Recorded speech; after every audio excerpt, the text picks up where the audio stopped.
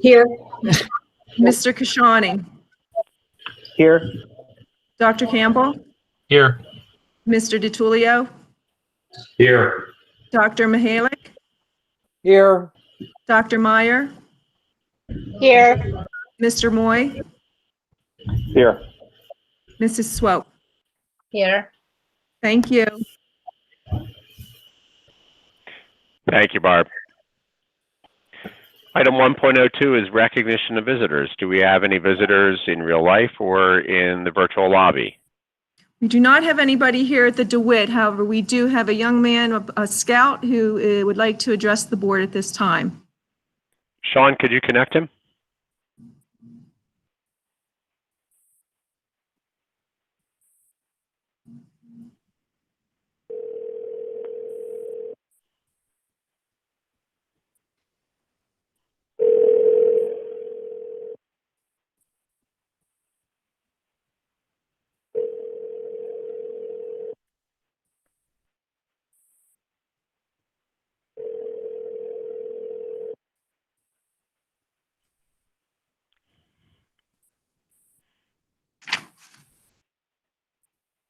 Goodbye.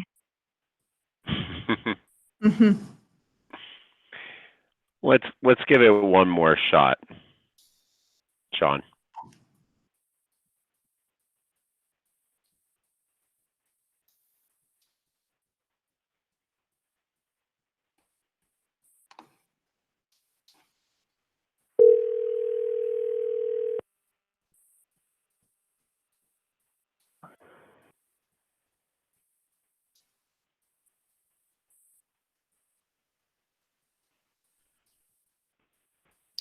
Hello? Hello, Jonas. Yes. Hi, Jonas. You may have to turn down your stream of the board meeting and just listen through your phone. Can you hear me okay?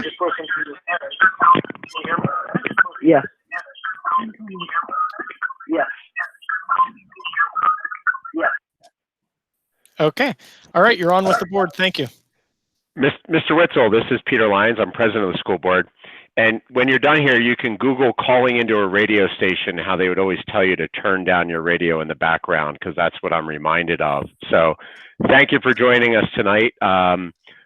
Unlike circus performers, we do this show with or without an audience, but we appreciate the attention and the fact that you would join us tonight.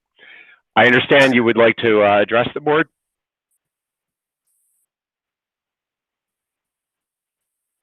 You may be muted. Yes. You may be muted. Yes. You may be muted. Yes. You may be muted. Yes.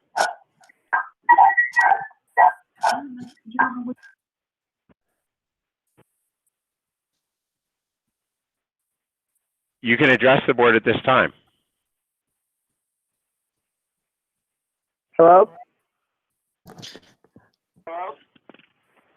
We can hear you. Okay. We can hear you.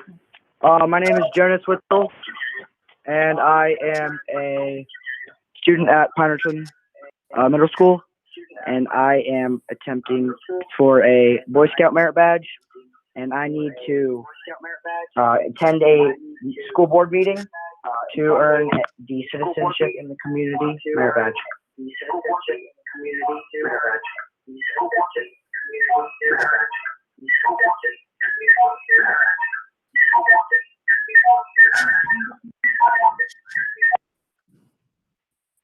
Now we have you. Well, you are well on your way to attending a board meeting, so please follow along with us. Keep your cell phone and your computer muted, and we appreciate you dialing in and joining us this evening. Okay, thank you. Do we have any other visitors this evening, Ms. We Williams? do not. With no further ado, I'll move to item 1.03, correspondence. Ms. Williams? We have received no correspondence. Thank you. Item 1.04 is a motion for the approval of the minutes of the April 20th, April 27th, and May 4th meetings. May I have a second? Second. Is there any discussion? All those in favor say yes. Yes. Yes. Yes. Opposed? Yeah. Motion carries. And again, a reminder to possibly mute those speakers. Item 2.01, strategic plan update. Dr. Miller, the continuity of learning plan. Thank you. And hopefully you hear this once and you don't hear it echo through your speakers 5 times. So even though we haven't finished this year, we are already in our community, in the United States, in the world, facing the questions that are naturally in front of us. What's going to happen in the fall? And certainly it's premature to understand where we are as a county, as a state, as a country with respect to COVID-19. But I did want to share a couple of ideas tonight just to begin to introduce sort of a process by which we begin to research and plan for that question. So I asked Mr. Stobener to pull up the attached slide. And one of the reasons to present this as a continuum and not as a series of like fixed points. So this is not a situation where it's either A exactly or B exactly or C, but rather in all of the reading that we have done and study and research, et cetera, it seems as though thinking about return to school as a continuum is a better way to go about getting our minds wrapped around the challenge. And so on the far left, we see, I left the word good out of that description, but we see the good old days. It is highly likely that the quote, old days of exactly how schools operated, that we'll ever get back to that exact point. Likely will be somewhere to the right of that. But as we look across this continuum, similar to our continuum of services that we think about in our models, the reason 100% virtual is on the far right is because it is the most restrictive environment, right? Students learning in their home, whether they're learning through special education for that purpose or they're learning through a pandemic, it is the most restrictive environment. And so thinking about what we might look like in the fall is over the next 2.5 months, we will be planning not only the points that you see on this continuum, but variations within those points.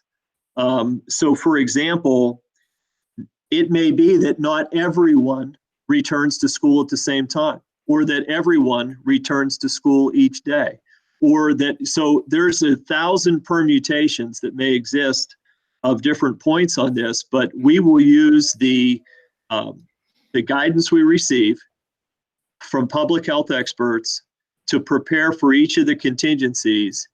And then we will reach a point like everyone else where our entry into the continuum, that decision will need to be made. So in August at some point, we will have to use all the information at hand to determine where do we enter the continuum. Once we enter, it is highly likely that we'll see movement right and left depending upon circumstances. And so again, getting our minds wrapped around that, I think is challenging, because when people say what's going to happen in the fall, they're often thinking about one thing. Is it going to be this or is it going to be that?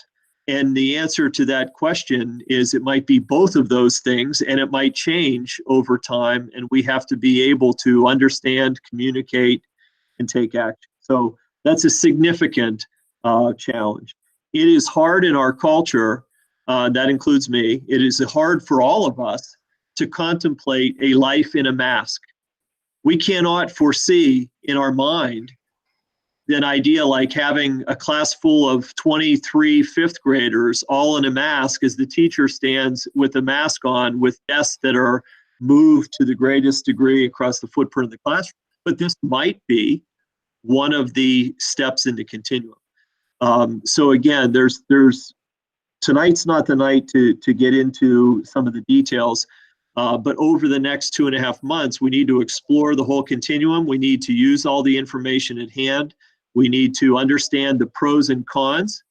we need to respect the fact one size most certainly does not fit all. You know, people's experience right now at home is drastically different depending on the individual circumstances of that household. So we might have a household with one child of high school age who is virtually independent, and with parents who have, let's say, maybe have retained their jobs and are able to telecommute. And then we can have a home that is very, very different from that, with staff members or with parents who are caring for loved ones with many children, some of them very small. And so again, there is no single answer that will address all of that. And so we're going to have to be thoughtful and deliberate in advance, and then flexible and clear in our action when we get to that point. The shift that's anticipated in Allegheny County from red to yellow on May 15th has very little implication for what's happening in our school district right now. So again, no in-person student instruction, no large groups, telecommuting will continue to happen.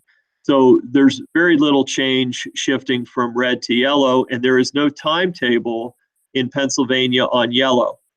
Allegheny County Health Department has been a great partner for us in this process, but Allegheny County respects the fact that we are in Pennsylvania. And so the reopening plan in Pennsylvania is the driving plan for what happens within communities. Even when, and we again are not close to green, but when the time comes that green is part of what happens, some of the language indicates that we then point to CDC. So the Centers for Disease Control and Prevention have posted many, many resources for the United States and the world. But some of those have been updated recently. Some of those have not been updated, and there's disagreement or there's a work process to get to that point. So again, status quo is that things are changing. And so we have to be able to read, understand, research, not anchor, and consider. But one of the things we know for sure is that a traditional school environment is interactive. I use as one example, if you were to ever walk into a 5th grade class and just stand there, within moments, you will hear sniffling, coughing, snorting, sneezing. You will see people touching themselves. You will see them touching objects that they shouldn't. You will see, this is what happens in school. And those very normal behaviors don't mean that a student has COVID-19. It means they might have allergies. It might mean any number of things. And but the reality is we will be returning to an environment that is hypersensitive, even when the go-ahead is given for certain easing of restrictions. So a lot more to come in this regard. Everything in due time. So we're holding on a communication to our families about return to school until we finish the current school year. So shortly after, literally immediately after this year ends, we will send out a narrated podcast that outlines the conceptual parts of return to school so we can begin to communicate with our families. So again, we feel good that we will work together as a team. We'll communicate clearly. We'll try to balance competing interests, and we'll try to be flexible in the approach that we offer. So that's the game plan. In a second, I'll ask Mike to talk about 6.03, which is specifically around our class of 2020. But are there any questions about this concept map here of a continuum?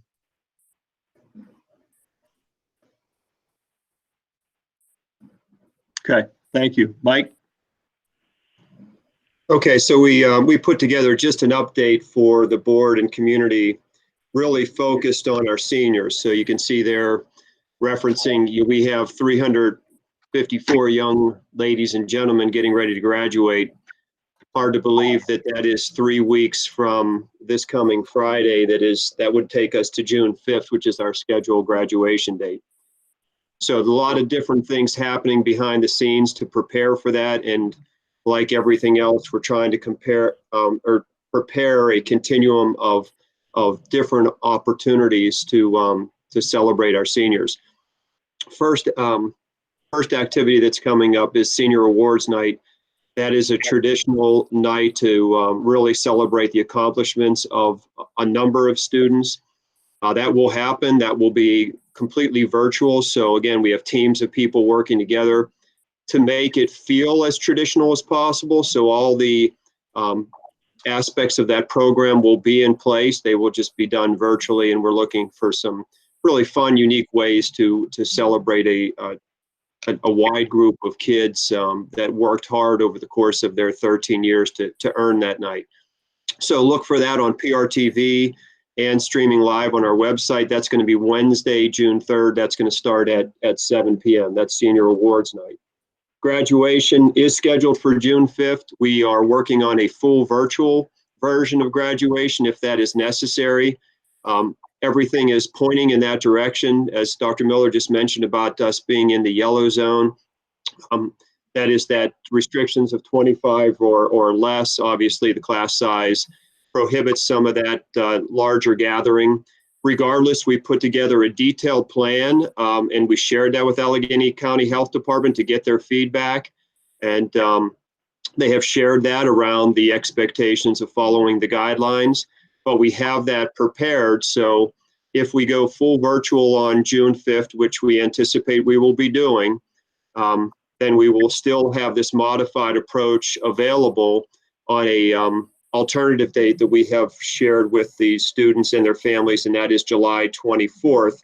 We actually surveyed the students and families to see when we would get the greatest number of people able to participate, again, if we can, on July 24th.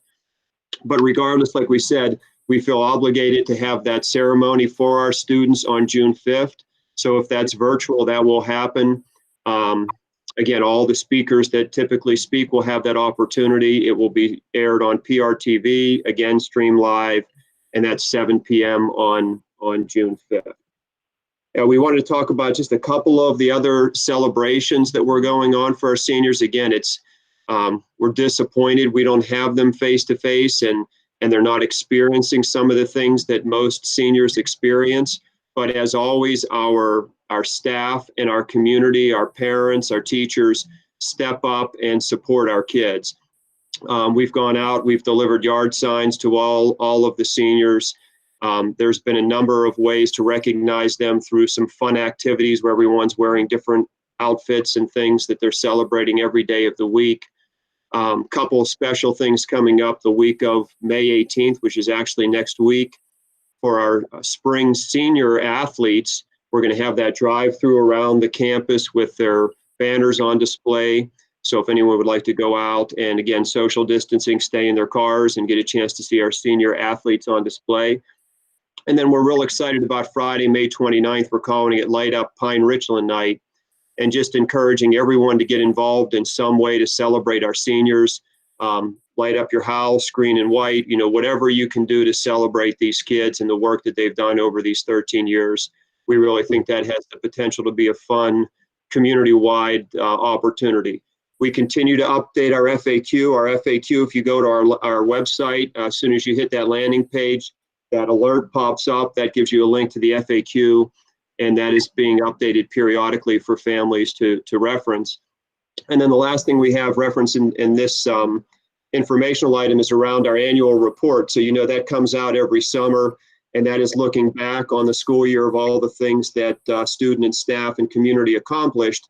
We're going to have a special section of that really focused on our class of 2020 that when they see it, I think they're really going to be excited, and it's a special way to recognize that group. I would add just a couple things to what Mike said. One is, even in the virtual graduation, there will be opportunities, and it's mentioned in there when things are being picked up, cap gown, et cetera. Also opportunities scheduled for photos on the field.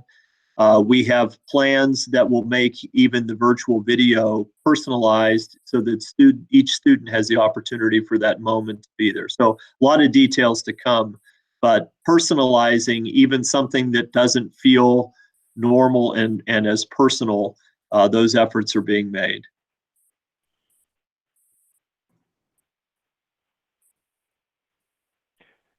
Thank you both so much. I know the reactions from the community have been tremendous in terms of outpouring of support for our seniors and support for all that you're trying to do to recognize this special year and time for them. So really appreciate it.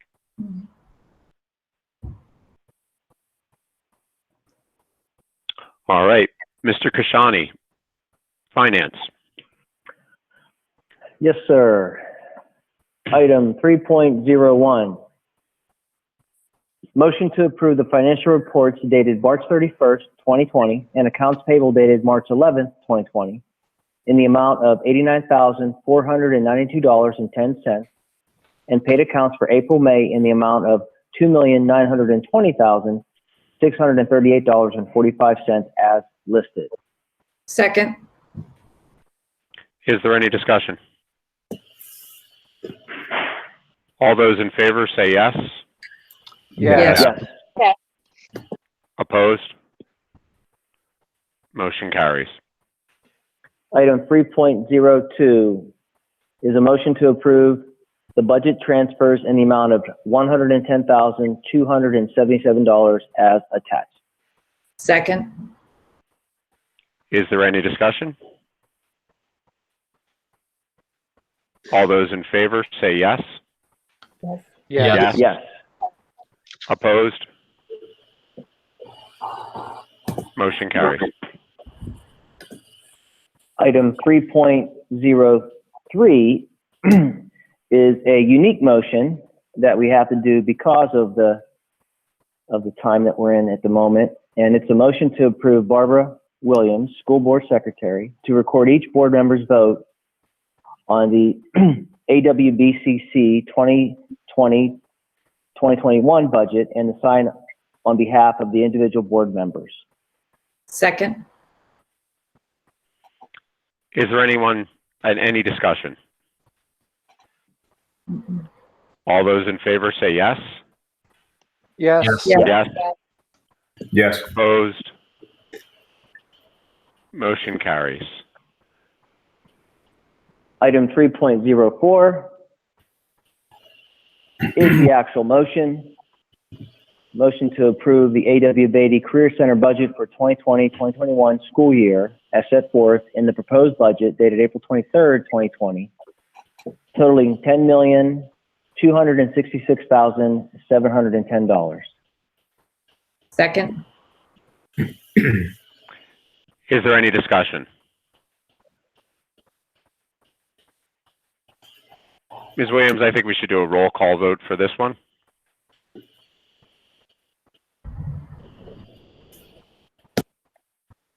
Okay, Dr. Meyer, Yes. Mr. Lyons, Yes. Mrs. Mizbach, Yes. Dr. Campbell, Yes. Mr. Kashani, Yes.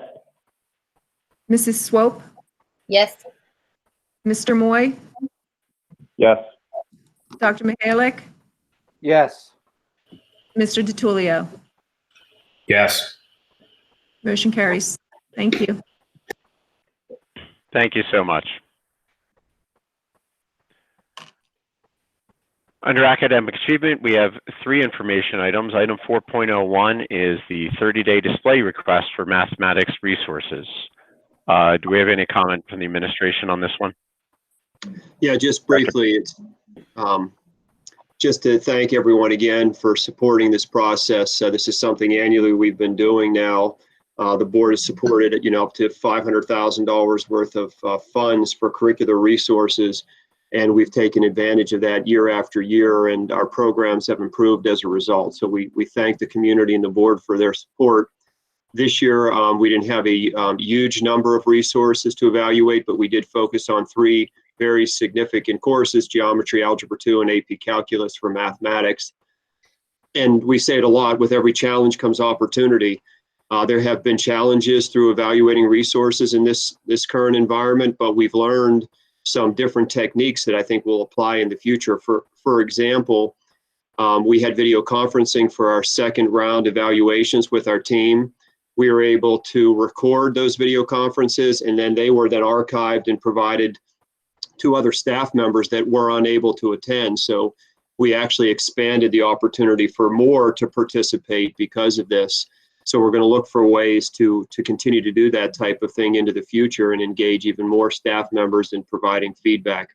So we're at the point in the process we're asking for a 30-day display. You can see we've narrowed it down to our top choice in geometry, algebra 2, and AP calculus.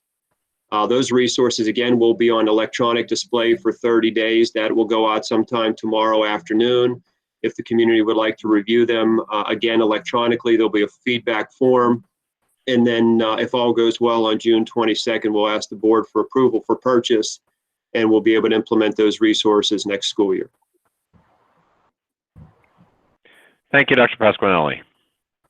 Item 4.02 is information item. At our June meeting, we'll be voting for the approval to renew K through 6 curricular resources, including our Amplify Science and Splash Math and Moby Max. And I believe Amplify Science was identified through in-depth program reviews in last year's in-depth program reviews. And I could speak to that if you'd like, Mr. Lyons. So this Please. is Dr. Justice. We had worked last year, as you were mentioning, we had lost our asset science programming due to their change in model and delivery. And so we went through what would be a resource review process in a really quick manner. We selected Amplify Science for this past year and had purchased all of the units out of the gate, you know, the licensing to take a look at it, understanding that this year we would be able to use a committee to evaluate which units would be best and vertically articulate and align our curriculum. Because the program is actually designed for curriculum and programs that have science meeting every day, it's a challenge to do 3 or 4 units in an entire year. So we really needed to be mindful of how we were selecting those. And you can see outlined in the agenda that we used the 4 reporting categories and ensured that we had covered the eligible content by each span. So many thanks to the committee who had done that work with us over the course of this year to identify the units that we need. So you can see that it is a 4-year contract that we will have for Amplify Science with the units we've selected. That vote will go hand in hand then on June the 8th, along with the 6 through 8 Amplify Science quote that we're renewing as well. So that makes a nice cohesive program for our students. In addition to that, and through this model that we've had online, we did identify a new science resource, that Generation Genius, and it helps support 2 of the recommendations that came out of the in-depth program review for science, where we're trying to read and write in the other curricular areas, including science.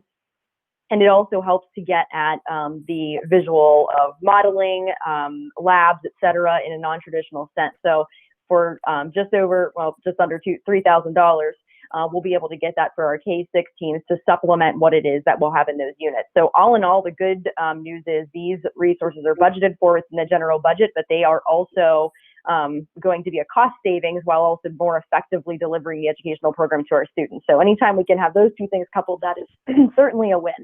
And then you'll note too that we have our basic math facts resources that we have utilized this past year. We had gone with Splash Math for grades 1 through 3 and Moby Max for grades 4 and 5. Interestingly enough, Splash Math has changed their model, and they are now not charging schools for the use of the program. They are instead, if parents wish to purchase it for like apps and things like that at home, it's a different type of a cost associated with that. So we are using it in school within the teachers being able to use that in centers. So we are looking to continue that for 1 more year. It was last year, it was $8,000. So that's a nice cost savings there as well. I will speak to what we're thinking with Splash Math after I speak about Moby Max here in a moment as well. So grades 4 and 5 had selected the Moby Max tool. Was a little bit more developmentally appropriate. It wasn't as cartoonish and child friendly as the Splash Math was. They are changing their service model as well, and they offer programming in all content areas, and we would only be using a quarter of that program and not even the full piece of it, just for the basic facts. We were able to negotiate a 1-year renewal of our current model, which allows us just the 1 subject area. So we will move forward with that. But in the background, are evaluating other programs that actually map to our benchmarking, the STAR 360 universal screener that we give, and would allow kids to take the assessment, gain scores, and then that would differentiate for them within this another tool called Freckle that also provides basic math facts. It provides online readability adjustments to articles that are across all content areas. So it would pretty much support, if the tool comes out to be positive, the in-depth program review recommendations that are surfacing out of each content area that has come out so far. So we're trying to think in an integrated sense across all content areas, and if we can find one solution versus paying for multiple different solutions that don't necessarily speak to the assessments, this would support the model for teaching and learning. So we will be evaluating that and actually piloting it a little bit this summer with some of the younger kiddos. So again, just information for next week. I don't know if there are any questions around the curricular resources, but we wanted to present that for your information prior to the next meeting. Any questions or discussion?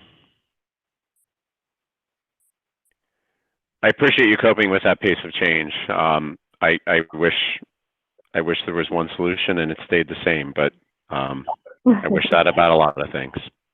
Right. Item 4.03 is a review of the Academic Achievement Committee meeting.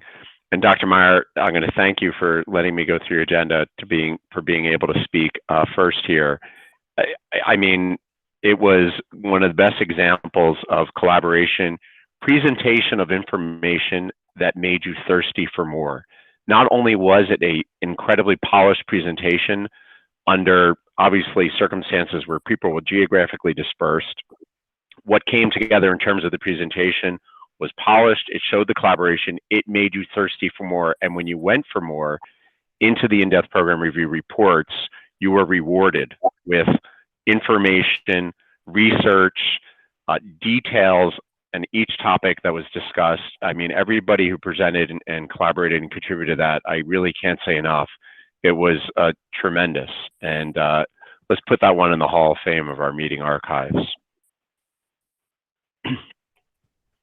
Yeah, this is Chris. I think that having that presentation recorded is great for the public to view. I mean, I think it makes it more readily understandable, that they'll want to take a look at it. And I also found that, I made this comment to Peter when we were talking over something, that I felt like the teachers were more relaxed, that it was in not having to present directly to the board itself with that presentation, but doing it in the video format, and then the back and forth between each one of them as it was being presented, as each area was being presented. It was just very comfortable. But besides all of that, it was very valuable information, very well presented. So I really did get a lot out of it. And then I was able to go, as Peter said, through the reports, and it was just, you know, I had a real good feeling for what was behind it now, and not just looking at facts and figures and so on. So it's a great method to follow, I think. Yeah, that's going back to what I said earlier in terms of process change as a result of the closure, that we hadn't done that before. We were kind of forced into providing everyone with the video first, but in hindsight now it's perfect. I mean, it gives you a chance to hear an overview, and then, as Mr. Lyons mentioned, dig deeper into the things that you have more questions about, and you want to see the findings to support the recommendations and to see the details of the action plans. And so again, that's something that we will definitely continue in the future, regardless of how we're educating kids.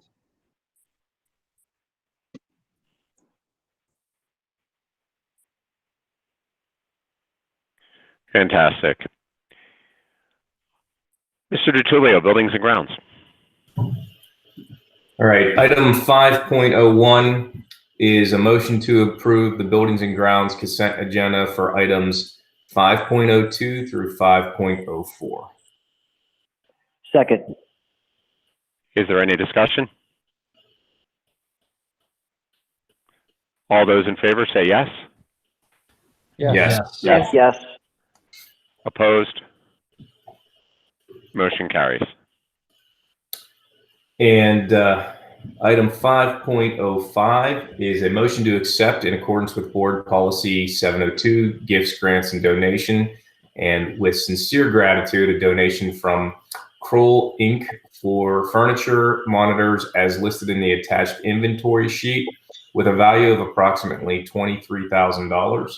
And this is fantastic. This is how we can do what we do. Second. Is there any discussion? Motion is approved. I'm sorry. All those in favor say yes. Yes. Yes. Opposed? Motion is approved with our sincere gratitude. And item 5.06 is another motion to accept in accordance with board policy 702 gifts, grants, and donations, and with sincere gratitude, a donation from Cognistics, I think, Inc. For conference tables and chairs valued at $1,000. Second. Any discussion? Just thank you to both of those companies that donated.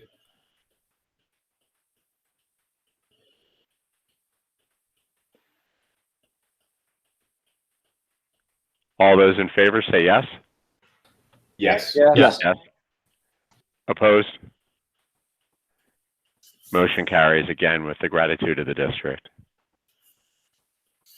And item 5.07 is for consideration at the June planning meeting, a motion to approve the Allegheny Intermediate Unit paper bid, which will be posted at the June meeting. Thanks, Greg. Dr. Campbell, Student Services. Yes. Item 6.01 is a motion to approve the 2020-2021 student handbooks as attached. Second. Is there any discussion? No, I just wanted to say that they're very well done. The elementary handbooks, just the presentation of those. I mean, I did read through the content or skimmed there, but the photos, a great job too. I'm assuming Rachel helped to put that together with the photo. Rachel does all the photos, yeah. Even the color, the text, the font, and we were back and forth a little bit today because I had said, well, what about the middle school and the high school? There's no photos. It's not as much fun to read and to look through. And she said the formatting is done for the planner that goes out to the students. So it can't be quite as, you can't have the photos taking up all the space and so on. So, but thank you. Did have one comment. There's, I think, an error on the Wexford one where the front page says Eden Hall instead of Wexford Elementary. You know what? Make sure you download them because for some reason, when you look through them through Chrome, you see some of the markups. I will check it out, but I'm pretty sure that's what's going on.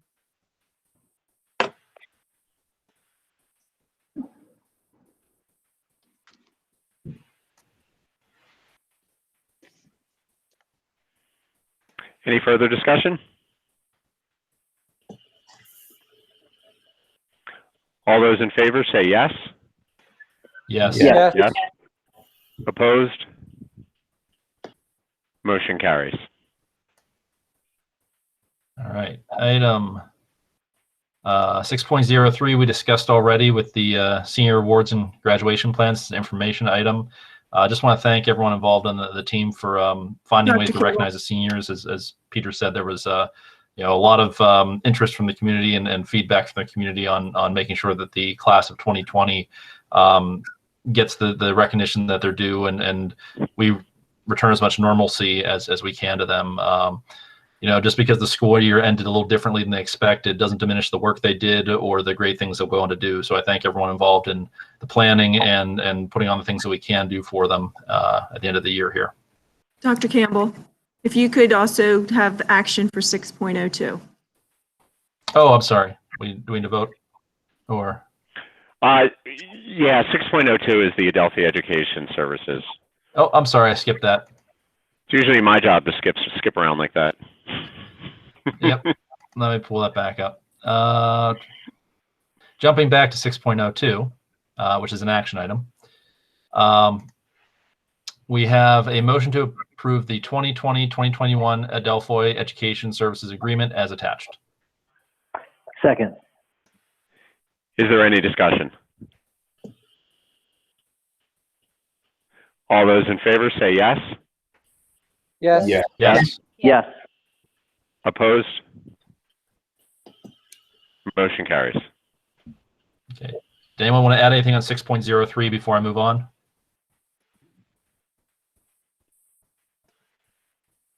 Okay, we're good there. 6.04 is an information item. Just a reminder that we have a Student Services Committee meeting scheduled on June 8th, 2020 to discuss demographics and redistricting. And more on that will be shared in 8.05, so stay tuned. Thanks, Ben. Dr. Mihalik, Staff Services. Thank you, Peter.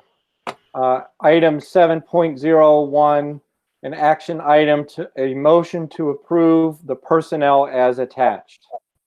Second. Is there any discussion? All those in favor say yes. Yes. Yes. Yes. Yes. Opposed? Motion carries. Item 7.02, an action item, a motion to approve the Pine-Richland School District amended 403B plan as presented. Second. Is there any discussion? All those in favor say yes. Yes. Yes. Yes. Opposed? Motion carries. Thank you. Thank you, Matt. Item 8.01 is a motion to approve the 2020-21 Emergency Operations Basic Plan for Pine-Richland School District as attached. Second. Is there any discussion?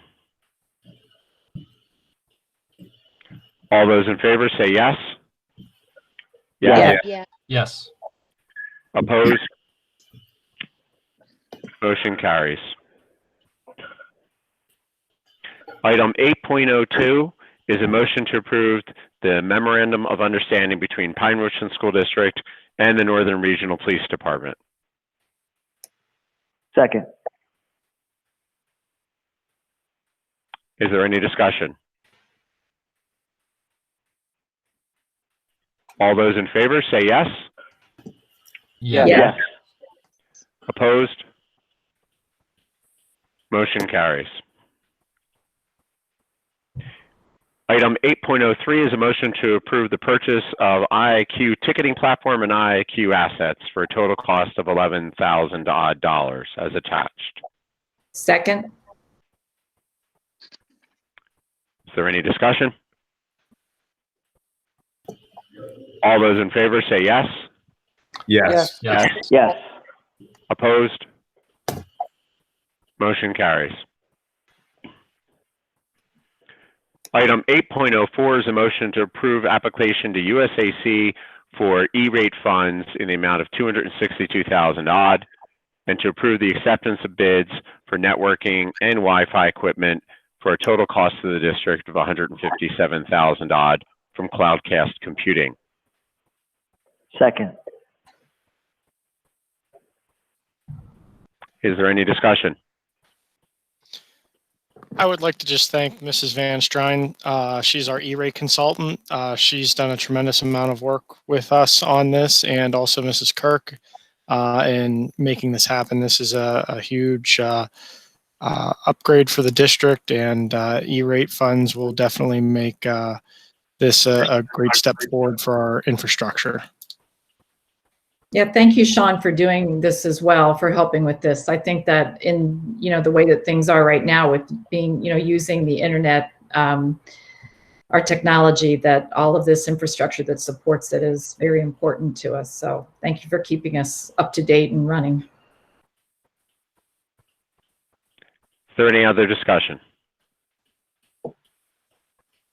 All those in favor say yes. Yes. Yes. Yes. Opposed? Motion carries. Item 8.05 is demographic and redistricting update. Dr. Justice, I believe. Yes, yes. So as you know, hopefully in October of 2019, we had talked with the board at a committee meeting and then also reported on it during the public session that we are in the process of the redistricting study, the demographic study phase right now, phase 1. Phase 2 will be the actual redistricting process. So we had agreed to timelines as laid out on the agenda there. So 2019 to 2020. Just we're working on this study phase now. It'll be concluding soon. We're expecting the 10-year enrollment projections shortly that we'll be able to review. But alongside that, we know that we need to develop the criteria by which we'll make these decisions so that when we move into phase 2 and we're actually thinking about drawing the lines for redistricting, we are ready to go. So the presentation that you can see up, the background is there through the first several slides. If you would go actually to slide number 8 for us, Mr. Sobner.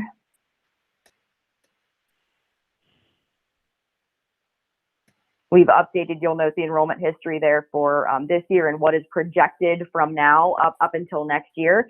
Of note on those slides, we have promoted our third graders, obviously, and we're in the process of enrolling kindergartners and often see a nice influx of students coming into first grade as well for the full day programming in that year. So we do expect additional growth from the point that's reflected right now, and we'll continue to revise and update you regarding that. But what we do know, based on staffing and how we had gone through the process, particularly at Wexford Elementary School, we had been projecting 6 or 7 sections in kindergarten through third grade when last we spoke. We now know that we are moving forward with 7 sections in first and second grade, with kindergarten sitting at a possibility of 6 to 7 as we continue to watch those enrollment changes. Third grade will likely remain at 6, but again, we're just keeping an eye on that. We've been planning in the background for facilities shifts in terms of utilization. Mrs. Gustafson has been meeting with us to determine, which of the domino moves would happen first and how that will impact the rest of the utilization in the building. If you'd go to the next slide then, Mr. Sobner, as well, just again, an overview of how we are moving through the phase. So getting those criteria defined is the next kind of critical step in addition to updating everyone on the demographic information. So during that June 8th committee meeting that we just discussed a few items back, we hope to get the board to have consensus around what those criteria will be, and then begin to look to phase 2 after updating the community, of course, with a podcast that will outline where we've been, where we are, and where we're headed, and present those numbers in terms of what we have projected for our enrollment. And that includes both the residential existing plans and their yield, as well as what developments are planned in the future. But more to come. Thank you, Dr. Justice. Yeah, let me just add, excellent job, Dr. Justice. Just a couple, again, high-level things. Overall enrollment, stable. Even at K3 enrollment, stable. But when Dr. Justice described what's happening at Wexford, that's exactly as we anticipated back from 2016. So we continue to see that population shift east to west. That's the whole point of this thing. So really well done. And again, that 2016 study was helpful, and we really are looking forward to seeing what comes out of the next update from Thomas and Williamson and demographics. Agreed. And I'm looking forward to the June 8th meeting. I encourage board members to think about it going into it and review what we have and what we know going into that, and actively participate. It may not be a hard decision, but it does have consequences and real world implications for families in the district. But it's much easier when you identify your criteria ahead of time. And it's a little bit like having a mission, vision, values, and then the decision makes itself.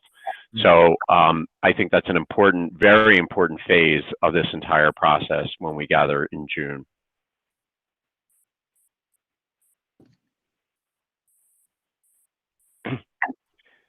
Thank you. Item 9.01 is a motion to approve Mr. Mark Kashani as board treasurer effective July 1 to June 30, 2021.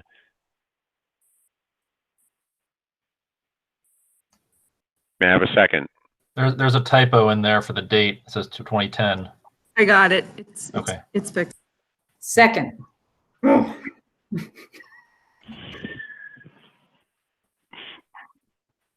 Did you get my second? I think we have it now. Okay, all right. Is there any discussion?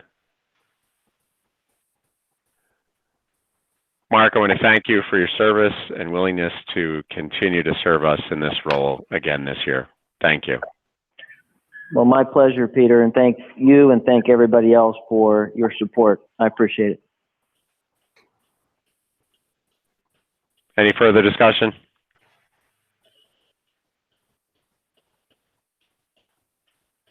All those in favor say yes. Yes. Yes. Opposed? Motion carries. Item 9.02 is just an information item. As part of the district strategic plan, we have identified implementing a systematic communication system, provide the community updates, and talk about the roles and responsibilities of the board. As part of that, we've actually been working on a number of months, put it down, picked it back up. Ms. Williams, thank you for reminding us to pick this one back up. But the attached document focuses on the roles and responsibilities of board leadership and will be posted to the school board website as a reflection of what those are. And it's also useful, I think, should be included in our onboarding and training as well. Mm-hmm. Any discussion on this item or questions? Peter, just one quick question. This is Matt. In the document, there's the subject area leads are listed there, and it's those are now in the documents say they're basically appointed by the president. And I think this year it was like there was more of a nomination process for those things. I don't know if that was a more formal, any formal shift in how things were done, or am I misunderstanding something? No, I don't think we really formally shifted. I think you may be making a point. I was sort of more focused on the difference, I think, this year between, committee heads and that formal committee structure appointing the committees underneath than I was necessarily on the leaders. It certainly wasn't intentional to be a shift in that process.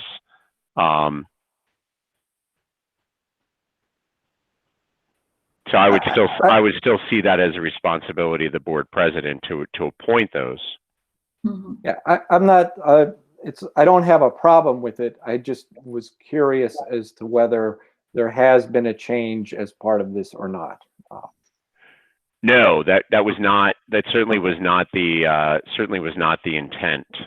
Okay. Okay.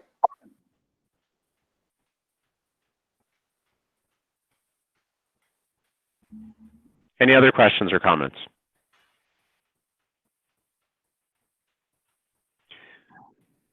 Item 9.03 is a reminder of the board and SLT workshop, which is scheduled for June 22nd at 5:30.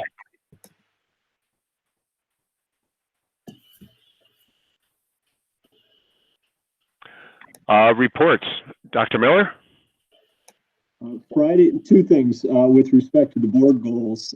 Board communication went out to the community around budget and some other topics, and Ms. Heffern indicated a 63% open rate, which is a great response. So that was a board goal, and that's the metric that we have for the first communication.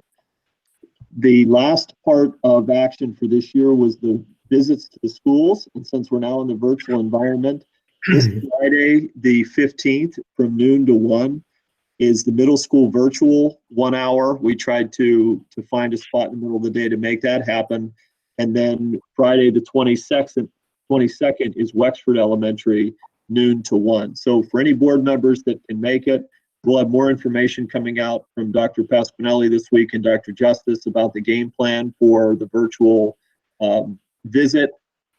But there will be teachers involved and others, so there'll be an opportunity for back and forth about not just, we don't want this to be about COVID-19, so it's about those schools and something that is of strategic focus.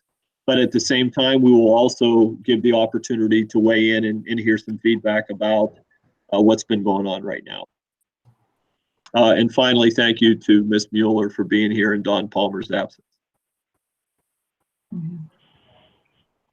Dr. Miller, if it helps, Ruben would like to volunteer wearing a Go Cam for the virtual tour. If you would like that, if you happen to like that idea. That would be fine with me. Participation and engagement may both increase.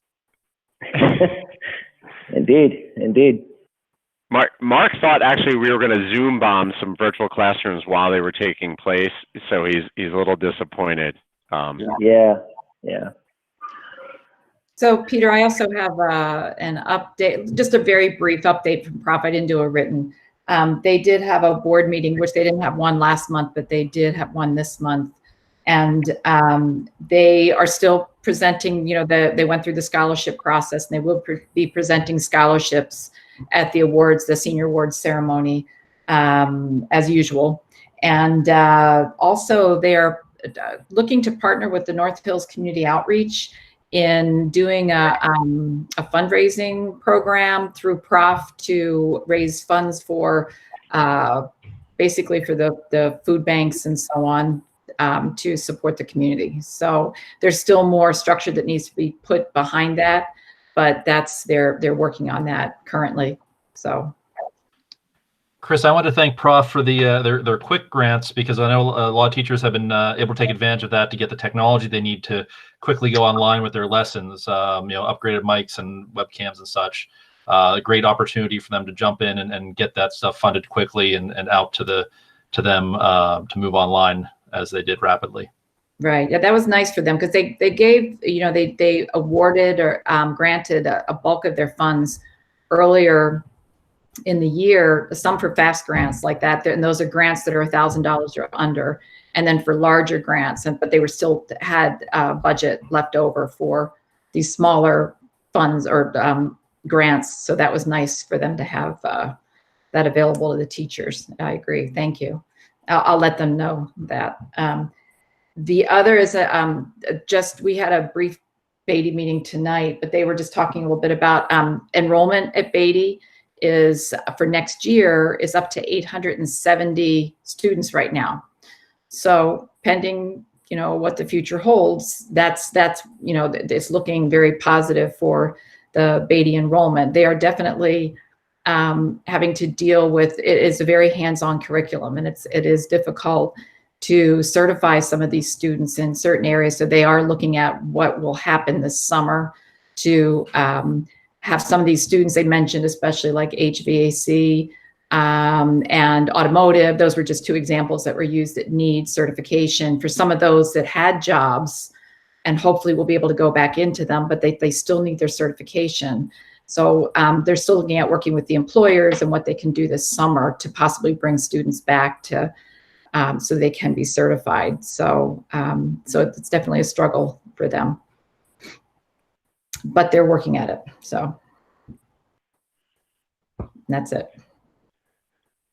Thanks for the update, Christine. I do have a brief update from the IU, and this is subsequent to our conversation last month. The Allegheny Intermediate Unit Board did vote to apply to the PD for an exception to allow mail-in voting for the Board of Directors election that normally would have taken place during the March School Directors Conference. So under normal circumstances, an indication that that's how we would conduct voting would have had been given to the Secretary of Education by January 1st. We did not do that, anticipating an in real life conference.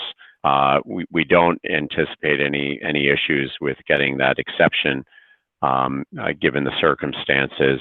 And so more to come on that. We would expect all of us to receive ballots in one form or another to be determined between now and the end of June. So as I get those updates, I'll pass them along to you.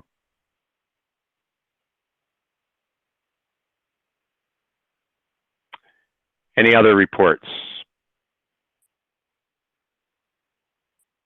We'll move to our second recognition of visitors. If anyone is available to address the board. Ms. Williams? There is not anybody in the DeWitt, and there's nobody else online either. Thank you. Before we adjourn the meeting, I will note that prior to this meeting, the school board held an executive session to discuss confidential student matters, safety matters, and labor negotiations. And with that, we will adjourn. Thank you, everyone. Be safe and have a good night. Thanks, Peter. Thank you. Good night. Thank you. Bye. Bye.